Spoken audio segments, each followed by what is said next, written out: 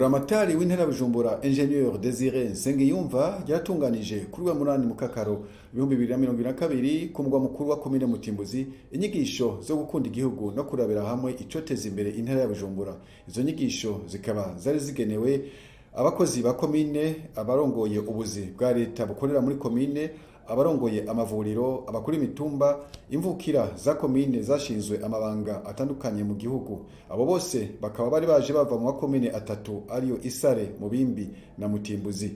Mustanteri wa komine Mutimbuzi Simeo Butoyi yaramenyesheje mu ijambo ryiwe ko komine arongoye itekanye kandi ko abene gihugu bari ku kivi.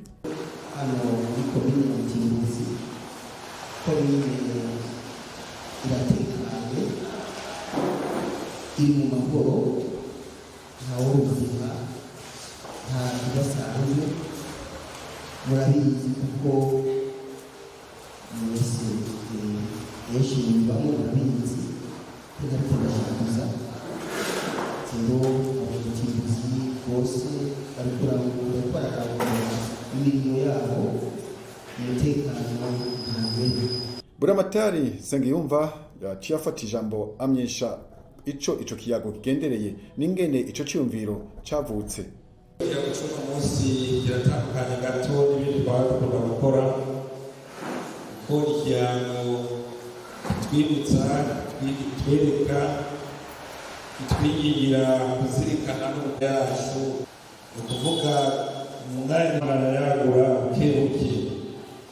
Uyu munsi rero umunsi mwiza wo kuzirikana igihugu cyavuye he, cyazananye he, igihugu kiraja he, bisigura gushaka kwiyumvira ati mbega intara yacu yazananye he, ibayeho gute, ejo izoba imeze gute. Ni ukuvuga uyu munsi tuzaba mu mwanya mwiza wo guhanahana ivyiyumviro kuri ivyo. Rero umuntu wese yokwiyumvira ati mbega icyo cyiyumviro cyaje gute. Icyiyumviro cyaje tumaze kwihweza na cyane cyane abavuka ntara na cyane cyane bayikoreramo yewe bitwararika intara yabo n'impetso yabo, ukaraba ikibazo cy'umutekano ngene bahaguruka, ukaraba ngene bagerageza kwifata kugira ngo bikunde iyo ntara itere imbere, cyane n'ingendo bafata imbere y'abo bakurira, ni ukuvuga ingeso ngene bagenda bitwara mu buzima bwa misi yose. Rero iyo intara cyane ikintu utagikunda biragora ko iteza imbere. Nicyo gituma rero uyu munsi duhamagarirwa gukunda iyo ntara kuko biragaragara ko abantu benshi bamwe bayihevye.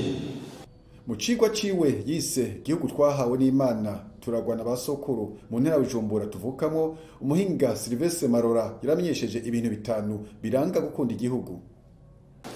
Icambere cerekana yuko umwene gihugu akunda ico gihugu yahawe n'Imana akatiragwa na basokuru nuko ateramira umutekano wacu. Tugomba guteramira umutekano w'igihugu cyacu, ntihagire umwanzi agitera, tukarinda urubibe rw'igihugu cyacu imisi yose, ijoro n'umutaga, ubuzima bwacu bwose, mbere n'abo tuzovyara n'abandi bazodukurikira baduturukako, ako kazi niko bazokora imisi yose. Icya kabiri cerekana ko ukunda igihugu nuko igikorera. Gukorera igihugu rero tangurira mu muryango wawe, umugore wawe ntiyicwe n'inzara, umugabo wawe ntiyicwe n'inzara, abana mwibarutse kirazira ko bicwa n'inzara.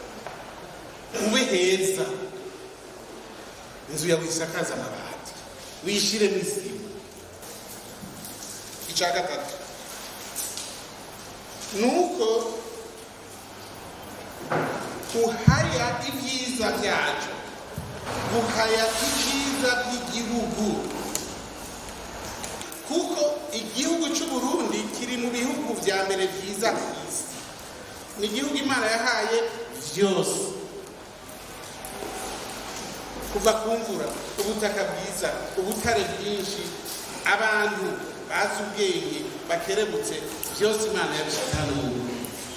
Ikindi kigira kane cyerekana ko ukunda igihugu nuko ukurikiza imigenzo yacu. Turafise imigenzo twasigiwe na baso twarazwe, iyo migenzo igomba kubandanya. Icyanyuma rero cyerekana ko ukunda igihugu nuko wubahiriza amategeko yacu, ukubaha n'abategetsi bacu. Mwomenya ko mu mpera z'icigwa abari bitavye iyo nama bahanahanye amajambo, barashikiriza ivyumviro bitari bike byo kubaka intara, eka n'ibibazo bitari bike byarabajijwe kandi bikaba byararonkewe inyishu.